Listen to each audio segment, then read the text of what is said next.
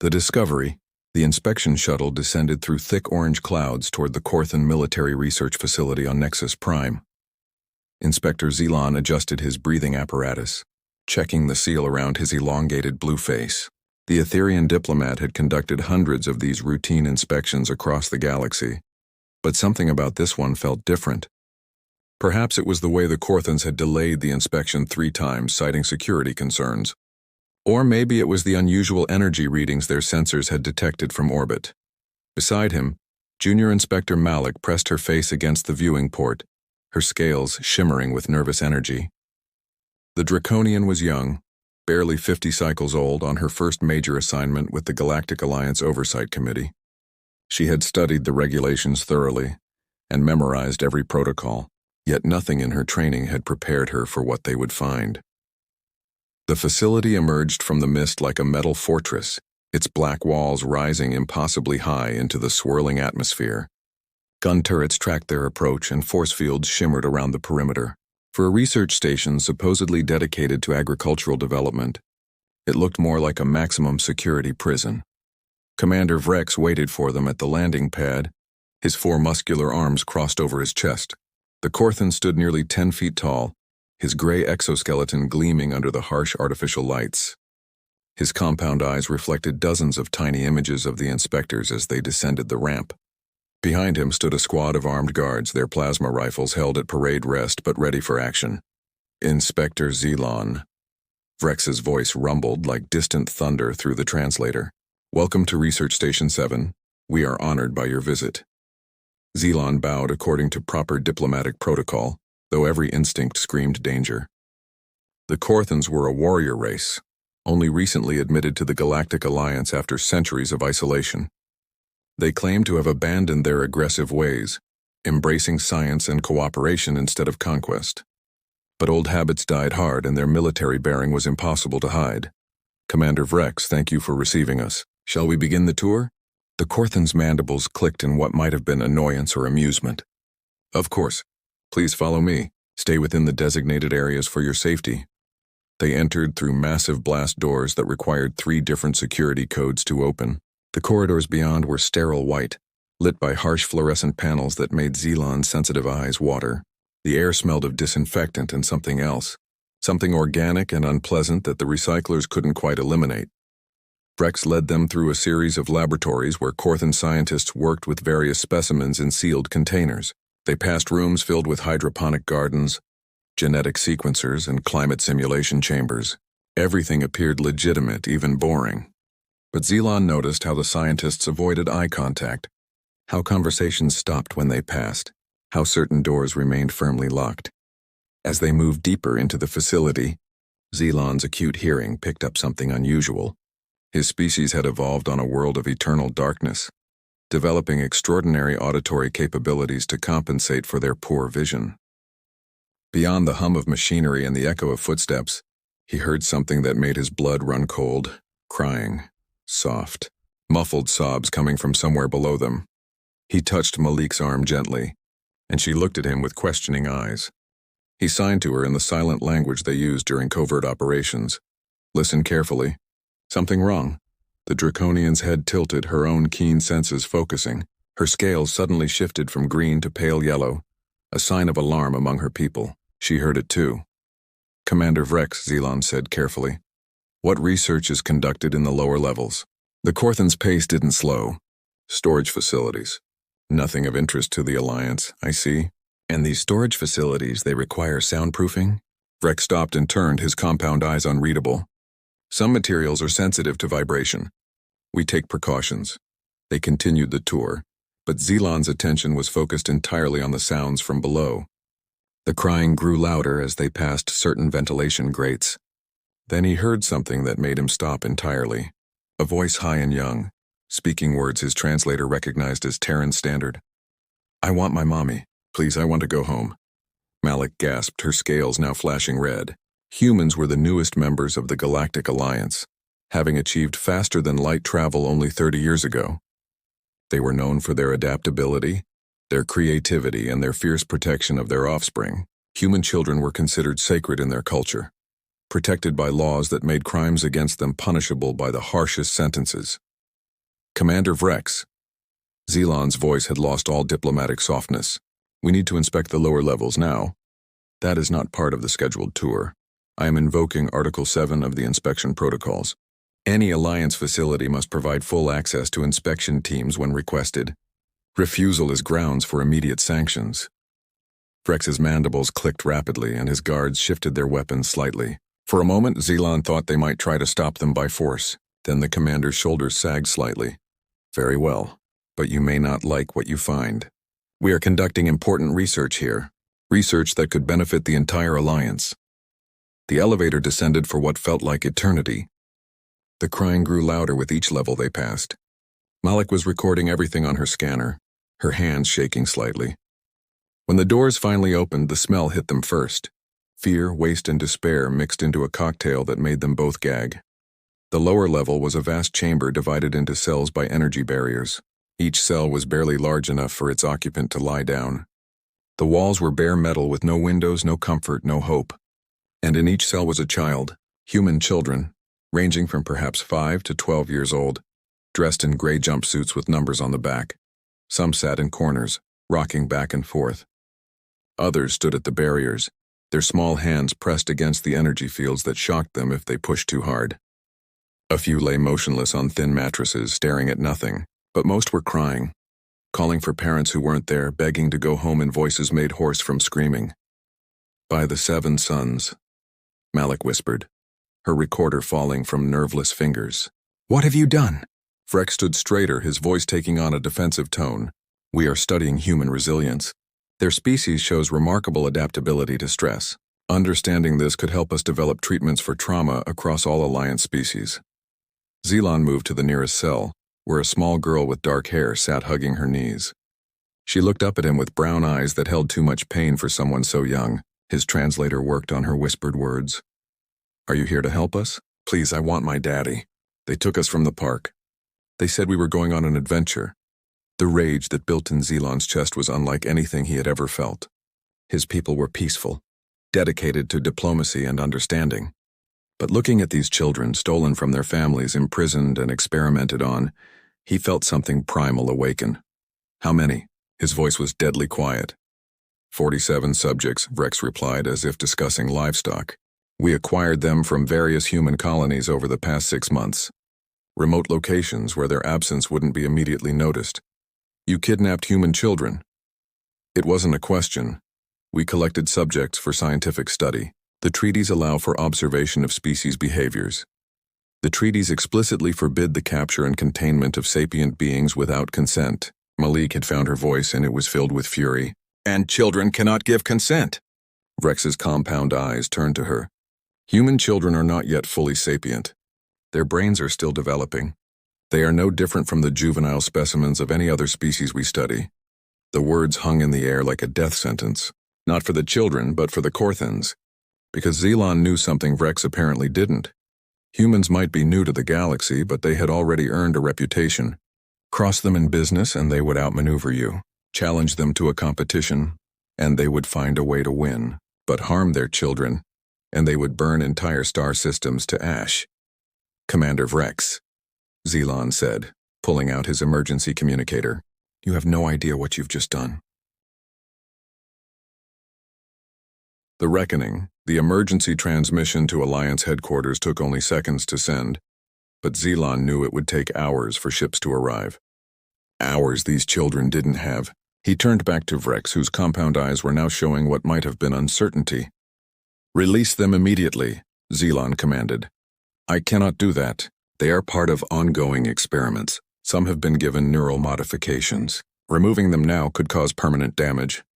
Neural modifications? Malik's scales had turned black, a color Zelon had never seen on a Draconian before.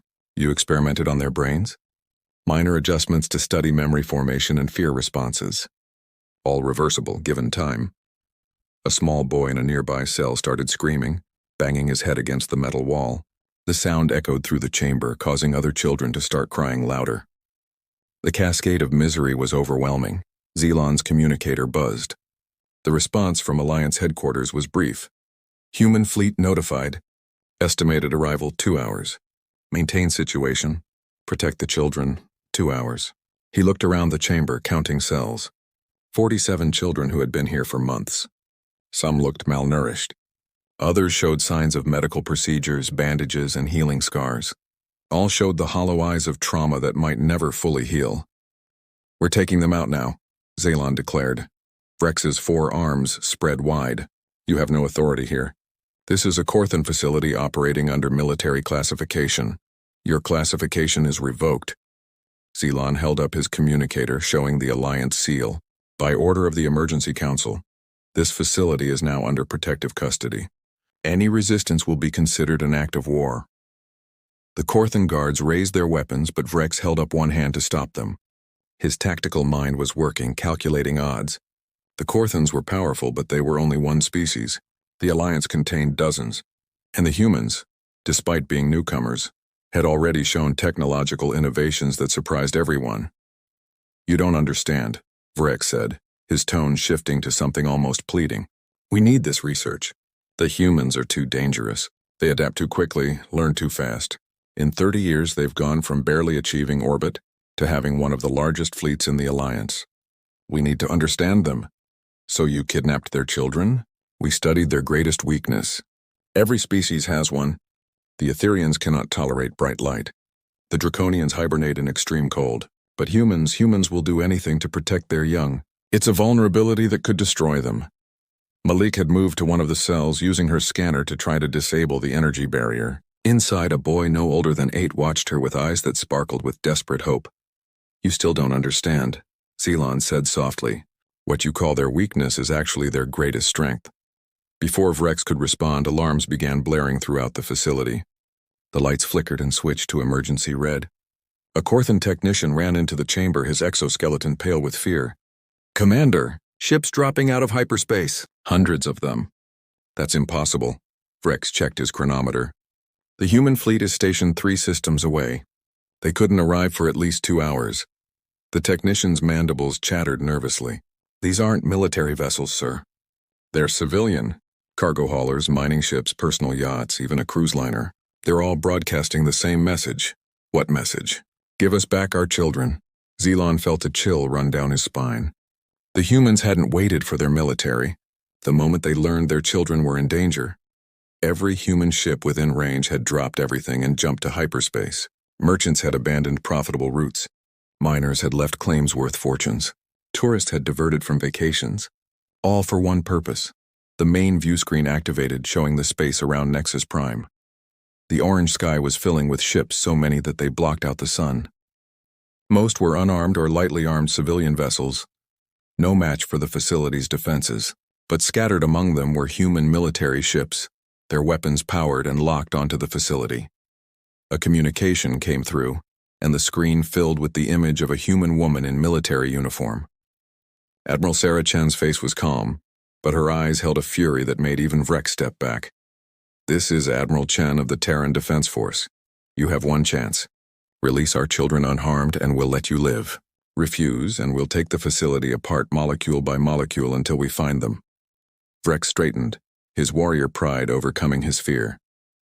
"This facility is under Corthan sovereignty. Any attack would be an act of war against a member of the Galactic Alliance." Admiral Chen laughed, but there was no humor in it. "Commander Vrex, look at your screens again. Look carefully." The view screen expanded to show the ships in more detail. Each one had humans visible through their viewports or standing in open airlocks wearing emergency suits. Men and women of every age. Some holding pictures of children, others holding weapons they probably didn't even know how to use properly, but all with the same expression, the same determination. "Those aren't just military personnel," Admiral Chen continued. "Those are parents, aunts, uncles, teachers, neighbors. When word spread about what you did, every human who could fly a ship came here. You want to see what happens when you threaten human children? You're about to find out." One of the Corthan guards suddenly lowered his weapon. "Commander, my scanner is detecting something strange." The human ships, they're linking their computers together. For what purpose? The answer came a moment later when every screen in the facility activated simultaneously. Images appeared of the kidnapped children from before they were taken. Birthday parties, school plays, family dinners, bedtime stories, the normal, happy lives that had been stolen from them. And with each image came names, not subject numbers. Emma Rodriguez, age 7, loves dancing and dinosaurs. Taken from New Terra Colony. Marcus Thompson, age 9, wants to be a pilot like his mom. Taken from Mining Station Echo. Li Wei, age 6, was learning to play violin. Taken from the Botanical Gardens on Harmony. The list went on. Each child transformed from a test subject back into a person, a beloved individual whose absence had torn a hole in countless lives. Several Corthan scientists had stopped working to watch the screens. One made a sound that might have been sob. Even among a warrior race, some lines weren't meant to be crossed. "Commander," another technician called out, panic in his voice. "The human ships are doing something to our systems. They're not hacking exactly. It's more like they're teaching our computers to feel guilty." It was impossible, of course. Computers couldn't feel guilt. But as Zelan watched, he saw error messages appearing on Corthan screens. Systems refusing to maintain the energy barriers on the cells. Security protocols questioning their own parameters. The humans had somehow introduced a moral component into the facility's artificial intelligence, and it was choosing sides. The first cell barrier flickered and died. The little girl inside, Emma Rodriguez, according to the screens, took a tentative step forward. Then another. When she realized she was free, she ran towards Zelan, throwing her arms around his legs and sobbing, "I want to go home. Please, can I go home now?" One by one, the other barriers began falling. Children stumbled out, some running to each other for comfort, others collapsing from exhaustion. Malik was there to catch them, her maternal instincts overriding all protocol as she gathered as many as she could into her arms. Vrex watched his facility's defenses crumble without a single shot being fired. "This is impossible. How are they doing this?" "You studied human children to find weakness," Zelan said, still holding Emma. "But you never studied human parents. When threatened, most species protect their own offspring. Humans protect all children. It's not a weakness, Commander. It's what makes them unstoppable." The main doors to the chamber burst open, not with violence, but with a strange politeness, as if the locking mechanism had simply decided to allow entry. Human personnel poured in, not soldiers but civilians, doctors with medical bags, counselors with blankets and toys, parents searching desperately for their children. The reunion was chaos and beauty combined. Marcus Thompson ran into the arms of a woman in a pilot's uniform who fell to her knees weeping. Li Wei was swept up by two men who held him like he was made of spun glass. Emma Rodriguez let go of Zelan to run toward a couple who had brought her favorite stuffed dinosaur. Through it all, the Corthan guards stood frozen, weapons lowered, unsure what to do. Their entire worldview had been built on strength and dominance. They had no framework for understanding what they were witnessing. Admiral Chen appeared in person, flanked by human soldiers who kept their weapons pointed at the ground but ready. She walked directly to Vrex, having to look up at the towering alien. 47 children, she said quietly, for 6 months. Do you have any idea what you've done? We were trying to understand your species. Then let me explain something about humans that your research missed. Her voice carried through the now silent chamber. We're capable of forgiveness. We can move past conflicts and build friendships with former enemies. We've done it countless times in our own history, but there's one thing we never forgive. Ever. Hurting our children. She turned to address the Corthan scientists and guards. The Galactic Alliance will decide your fate. But know this. Wherever you go in this galaxy, humans will remember. Will remember your faces, your names, your genetic signatures. And if any of you ever come near a human child again, there won't be enough left of you for anyone to identify. Vrex's compound eyes studied her. You would hunt us across the galaxy? Hunt you? Admiral Chen smiled, and it was terrifying. Commander, we wouldn't have to hunt you. Look at what happened here.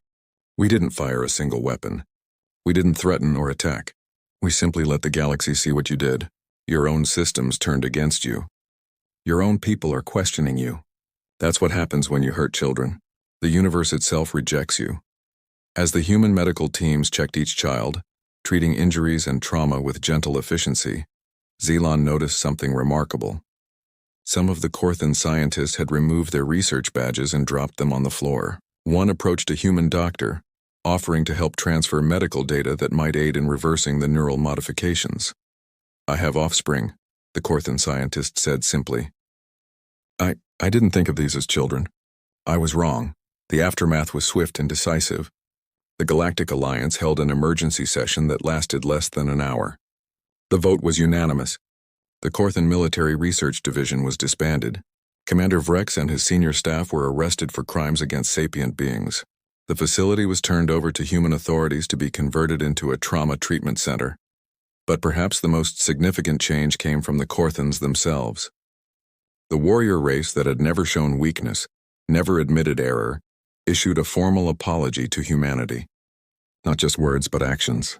They offered their most advanced medical technology to help heal the children. They assigned their best engineers to help humans build better defenses for their colonies. They even sent their own children to human schools to learn about empathy and compassion. Standing in the empty chamber where the cells had been, Zelan watched the last human shuttle preparing to leave. Malik stood beside him, her scales finally returning to their normal green. "Do you think those children will recover?" she asked. "Humans are remarkably resilient," Zelan replied, "and they have something the Corthans didn't account for. They have families who will never stop fighting for them, communities that will support them, and a species that will reshape the galaxy itself to keep them safe. The Corthans called it a weakness. The Corthans were wrong. Protecting the innocent isn't a weakness. It's the foundation of civilization itself." As the shuttle lifted off, carrying the last of the children home, every human ship in orbit flashed their lights in unison. A signal, a promise, a warning to anyone who might be watching. Human children were off limits, not because humans were weak, but because they were strong enough to destroy anyone who forgot that simple rule. The story spread throughout the galaxy, becoming legend. Different species drew different lessons from it. Some saw it as a cautionary tale about underestimating newcomers. Others saw it as proof that humanity belonged among the stars. But for humans, it was something simpler.